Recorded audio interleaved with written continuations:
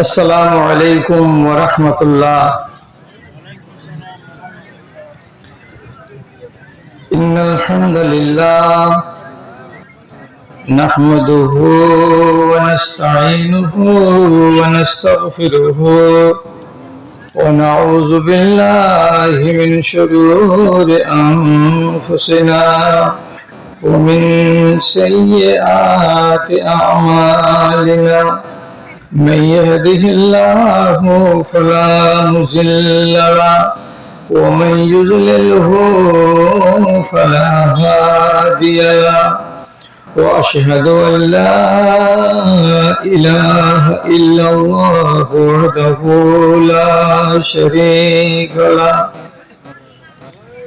وأشهد أن محمدا عبده ورسوله.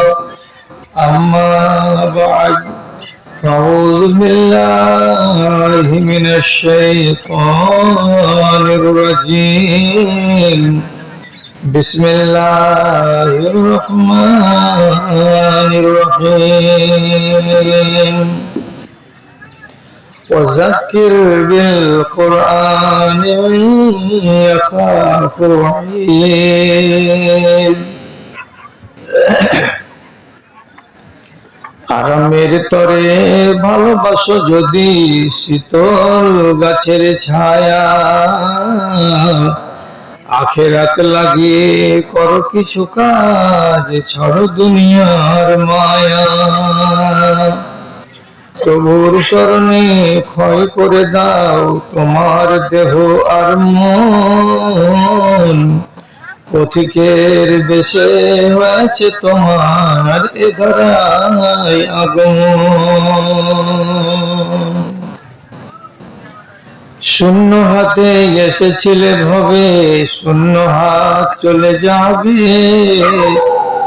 ধন আর জন গাড়ি আর বাড়ি সবই পড়িয়া রবে,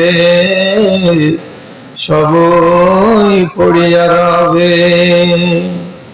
ছেলেরা তোমায় কবরে শোয়াবে, পরায় বস্ত্র সাদা কাফন,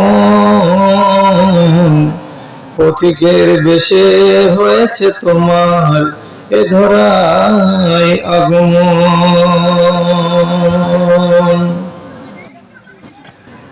মাননীয় আজকের সভার সভাপতি সাহেব তথা এই গ্রাম তথা এই গ্রামের পার্শ্ববর্তী অন্যান্য গ্রাম থেকে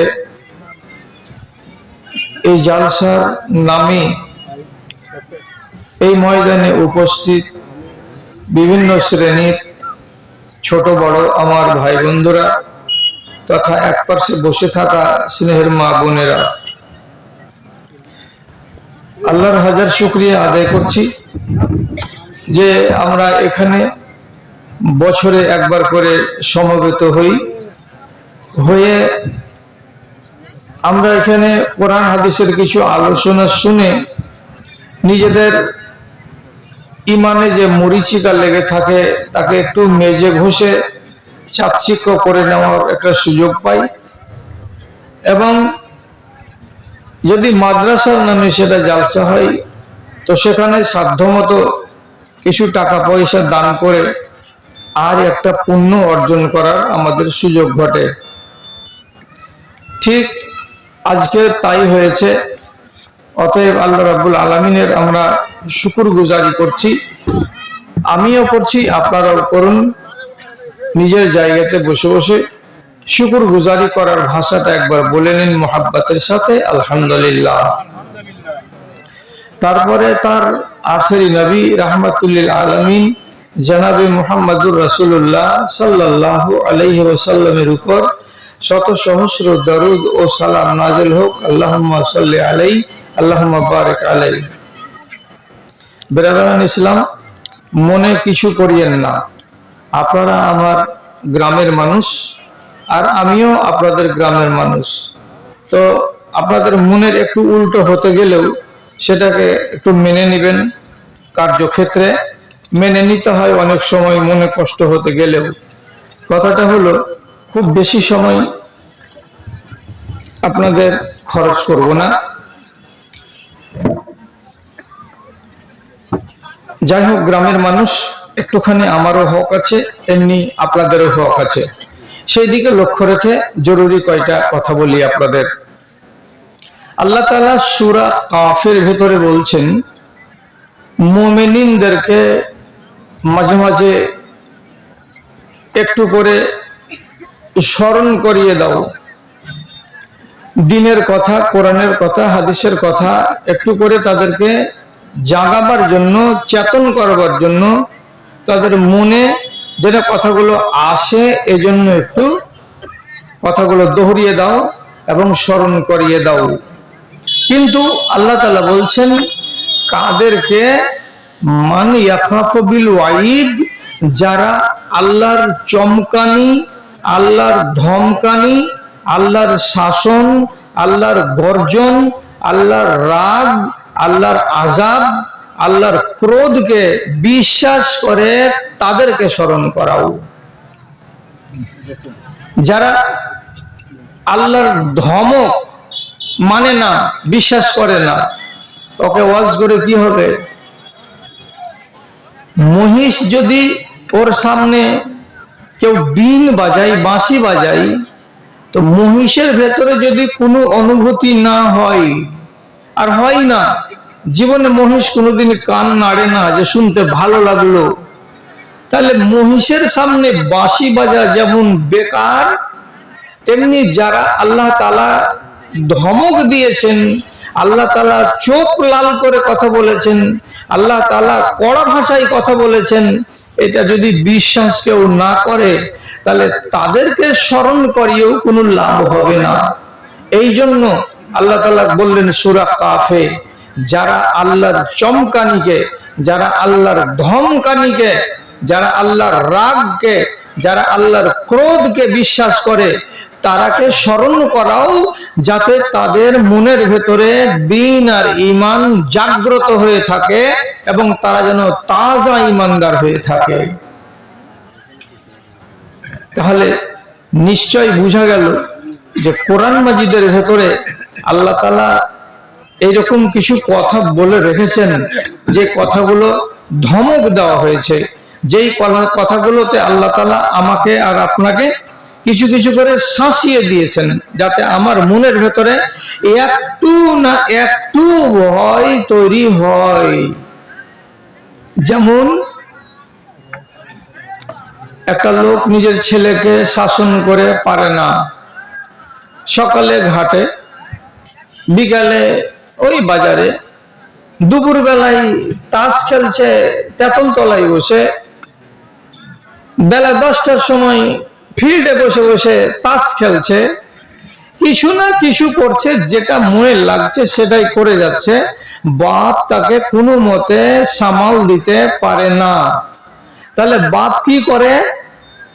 বাপ শেষের বেলায় নিজের গায়ে বিষটাকে হজম করে একটা কথা বলে, যা তোর মনে যা লাগে তুই তাই করগা, যেদিন ঠেকবি সেদিন বুঝবি, হয়ে গেল। এছাড়া আর কি বলবে? আল্লাহ তাআলা শাসানিমূলক কথা বলতে গিয়ে কোরআন মাজিদে একটা আয়াত দিয়েছেন।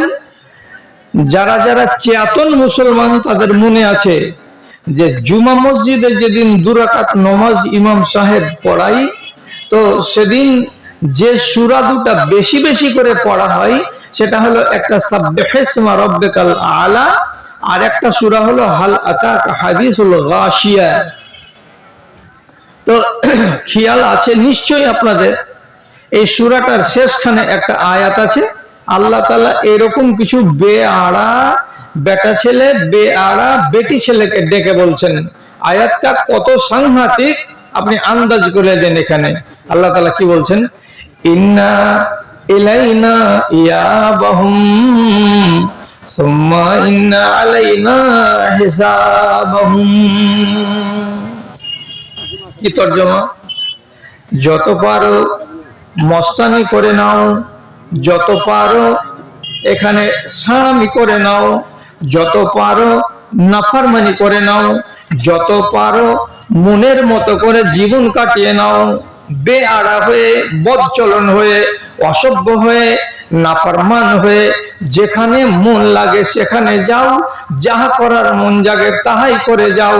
শেষ কথা আমি বলছি, আল্লাহ কি তোমাকে একবার না একবার মরতেই হবে, আর মরার পরে একবার না একবার আমার সামনে খাড়ো হয়ে দাঁড়াতে হবে, আমার সামনাসামনি তোমাকে হতে হবে। কিসের জন্য? তোমার 60 বছরের জিন্দেগিতে কি করেছো তার হিসাব দেওয়ার জন্য। হিসাব নিব, ছেড়ে দিব না।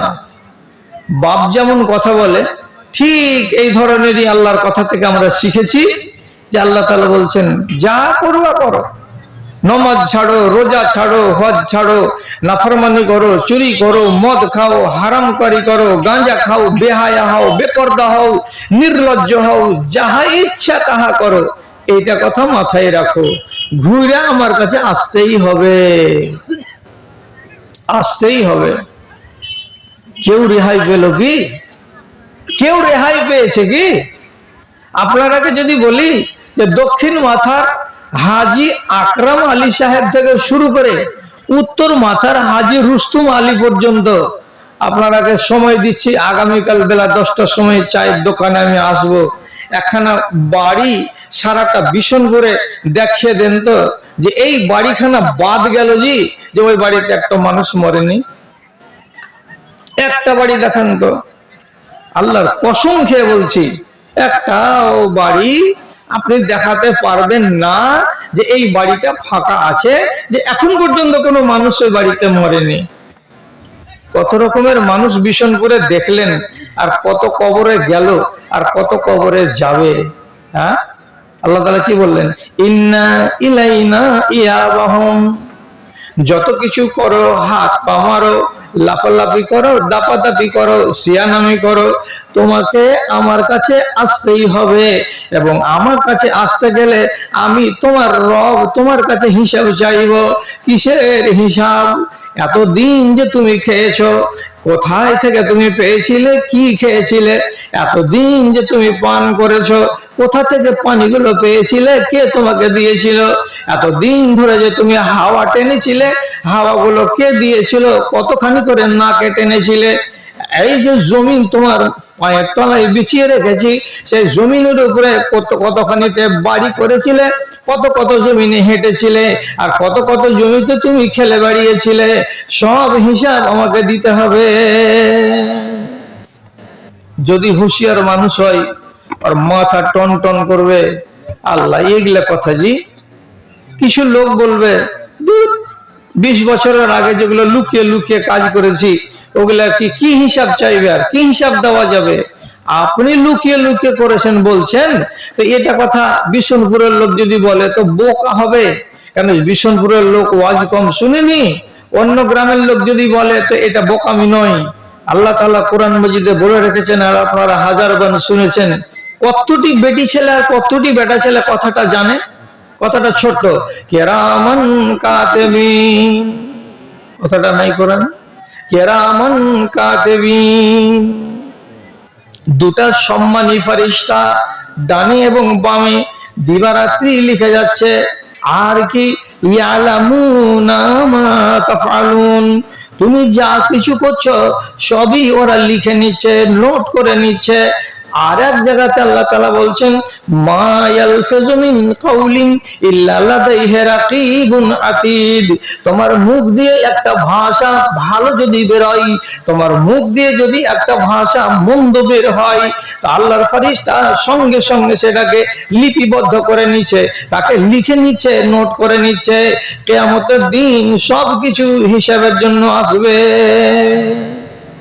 কথাটা যদি বিশ্বাস করো তাহলে মাথাটা গরম হয়ে যাবে জি, যে এতগুলো কথা আর এতগুলো জিনিসের হিসাব কিয়ামতের দিন আমাকে দিতে হবে।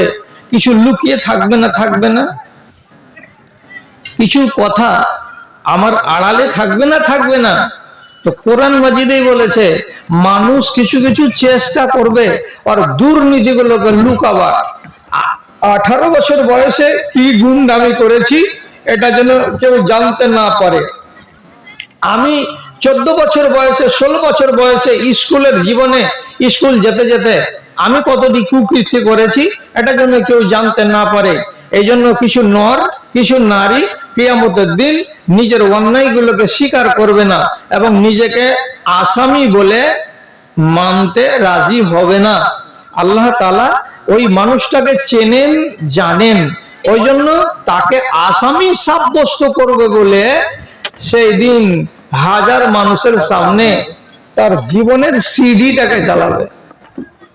সিডি এই যে রেকর্ড হচ্ছে আর সব চলে যাচ্ছে ইউটিউবে, যখনই মন তখনই দেখা যাচ্ছে।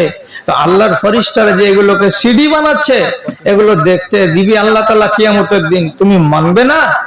কোরআন বলছে, কোরআন শোনো, ইয়াউমা তুবলা সারাইরু ফামা লাহু মিন কুওয়াতিন ওয়ালা নাসির, যেদিন হাজার হাজার মানুষের সামনে তোমার জীবনের কুকীর্তিগুলোকে আল্লাহ রাব্বুল আলামিন স্ক্রিনের সামনে টিভির মতো করে চালু করে দেবেন, আর দেওয়ার পরে বলবেন, দেখো তো এই ছেলেটা যে এইরকম করে গুন্ডামি করে চলেছে, দেখো তো এই ছেলেটা মদের ভাট্টিতে গিয়ে কেমন করে গ্লাসে মদ ঢালচার গিলছে, দেখো তো এই মেয়েটা কেমন করে একটা আজনবী বেটা ছেলের সঙ্গে রাতের বেলায় অন্ধকারে কিরকম করে আনন্দ উল্লাস করছে।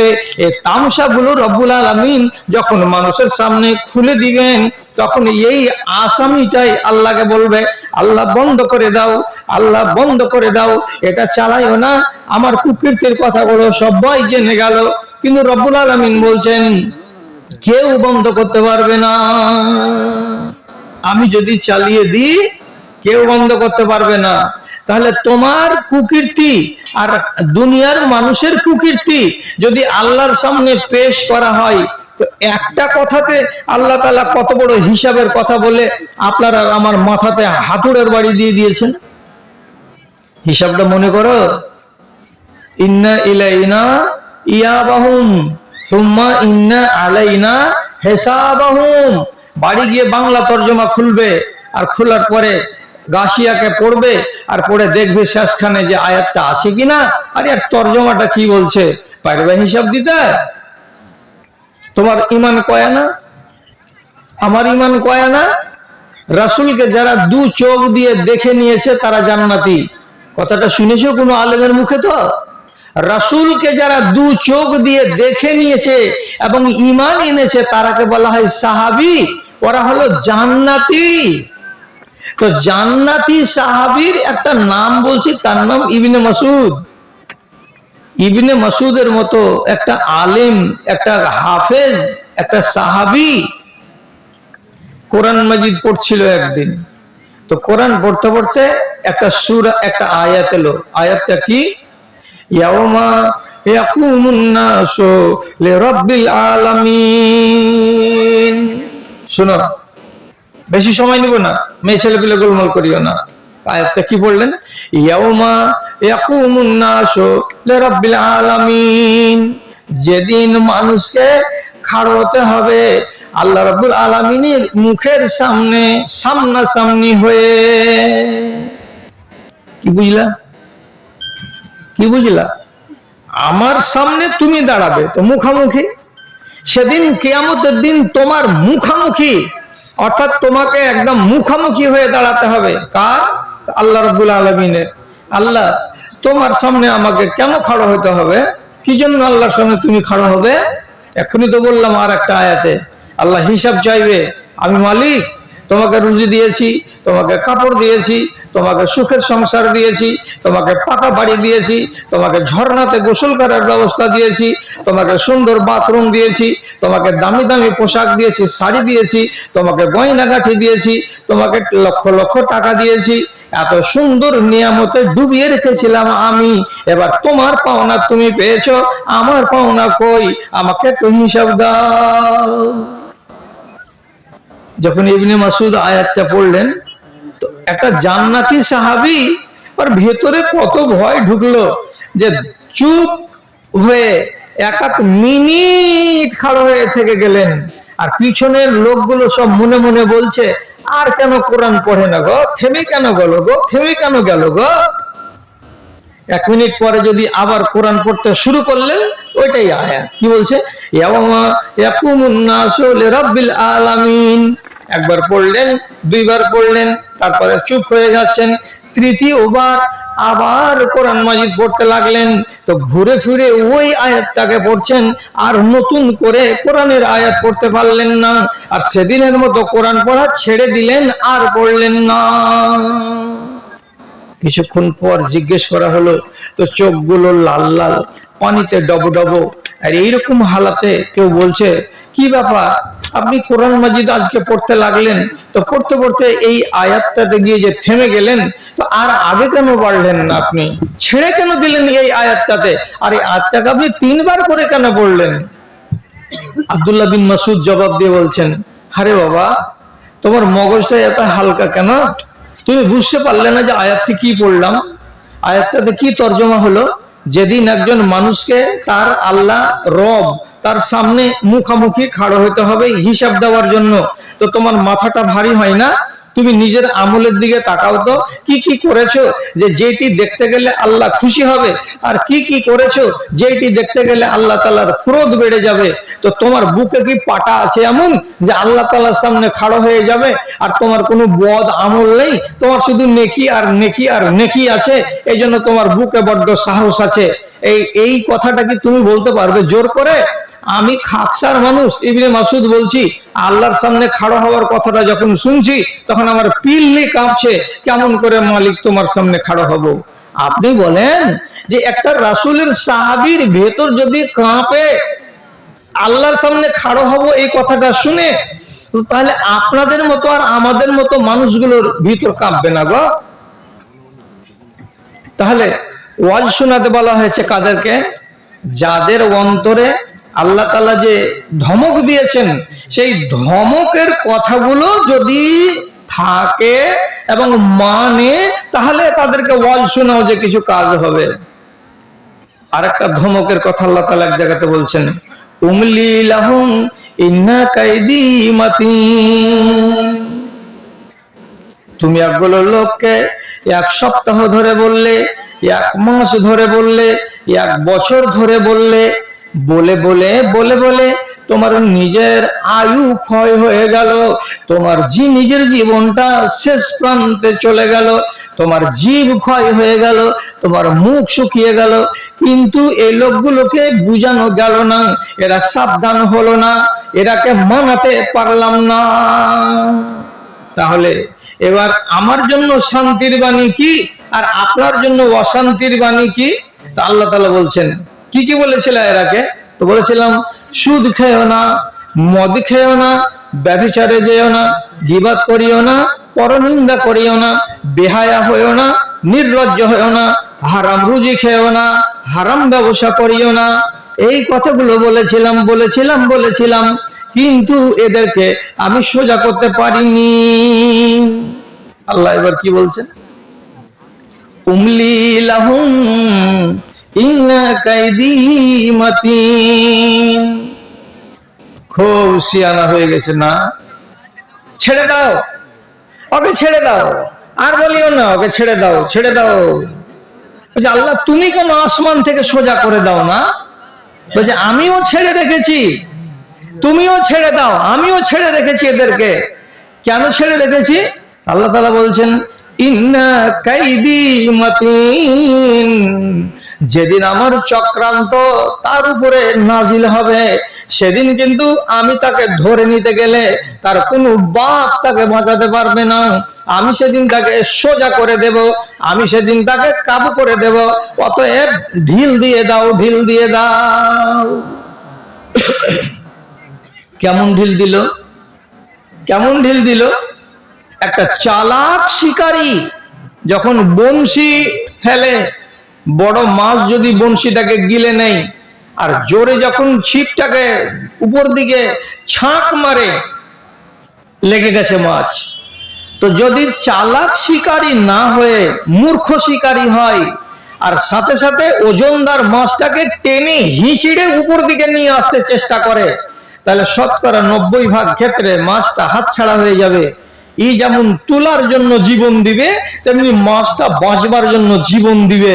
তখন নাক ছিঁড়ে গেলেও, গালফা ছিঁড়ে গেলেও বংশীকে ছিঁড়ে যেমন বেরিয়ে যাওয়ার চেষ্টা করবে, তেমনি চালাক শিকারী কি করে, চালাক শিকারী কি করে, যখন বুঝে নেই মাছ লেগে গেছে, তখন বংশীটাকে, ছিপটাকে সোজা করে ধরে থাকে আর টান দেয় না।